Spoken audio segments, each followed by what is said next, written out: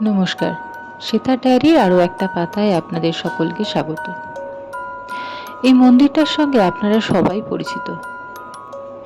আজ আবার এই মন্দিরের একটা বিশেষ পুজোর রীতি নিয়ে আমি কথা বলছি। এই মন্দিরের সঙ্গে আমি আপনাদের পরিচয় করিয়েছিলাম গত শিবরাত্রিতে। তবে এই মন্দিরে বাবা বৈদ্যনাথের পাশাপাশি রয়েছেন শ্রীকৃষ্ণ আর রাধারানী। শ্রীকৃষ্ণ আর রাধারানী থাকার দরুন এখানে ঝুলন উৎসব, জন্মাষ্টমী, রাধাষ্টমী সব উৎসবগুলো পালিত হয়। এটা এমনই একটা দিনের গল্প যেদিন ঝুলন উৎসবের সূচনা হলো। সূচনা বলতে ঝুলন উৎসবের প্রথম দিনের কথা বলছি। ঝুলনের প্রথম দিন থেকে নিয়ে 5টা দিন এখানে এভাবেই শ্রীকৃষ্ণ রাধারানীর পরিবর্তে নারায়ণ শিলা ঝুলনে দুলতে থাকেন। আমাদের বাড়ির একটা বিশেষ রীতি হলো একটা সিংহাসনকে দোলনার মতন করে সাজিয়ে তাকে উপর থেকে ঝুলিয়ে দেওয়া হয়। আর সেই সিংহাসনে শ্রীকৃষ্ণ রাধারানীর পরিবর্তে অধিষ্ঠান করেন নারায়ণ শিলা। সেই শিলাকে এই সিংহাসনে রেখে পুরোহিত মশাই বাঁ হাত দিয়ে এই সিংহাসনটি নাড়াবেন এবং নিচে কিছু ঝুমুরকে নাড়াতে থাকবেন। এটা শুনতে খানিকটা মনে হয় শ্রীকৃষ্ণ রাধারানী যখন দুলছেন, রাধারানীর পায়ের নুপুর তখন এই ঝুমঝুম শব্দটা করছে। এটার আওয়াজ যদি শোনেন ঠিক কানে শুনতে সেরকমই লাগবে।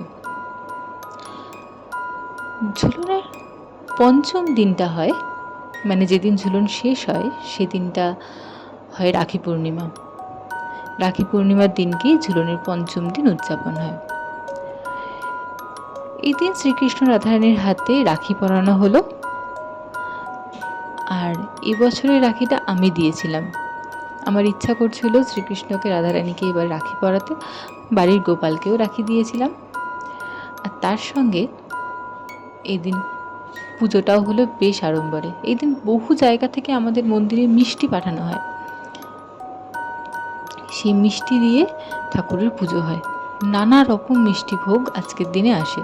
আমরা সবাই, বিশেষ করে বাড়ির ছোটরা যারা আছে, তারা খুবই আনন্দে থাকে যে আজকে অনেক রকম তারা মিষ্টি খাবে।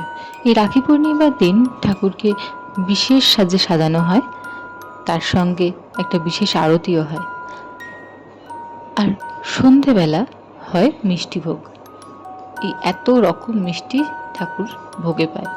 আরও কিছু মিষ্টি থাকে, সব মিষ্টি সেই সময় বিতরণ করা হয়ে গেছে, তারপরে আমার এই ভিডিওটা নেওয়া। কিন্তু অনেক রকম মিষ্টি থাকে ঠাকুরের ভোগে।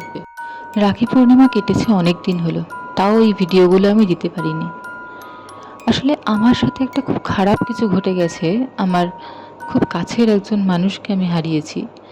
সেই জন্য বলতে পারেন ভিডিও করা বা এগুলো আবার নতুন করে এডিট করা, এত কিছুর মতন মানসিকতায় আমি ছিলাম না, তাই এগুলো করতে আমার এতটা দেরি হলো।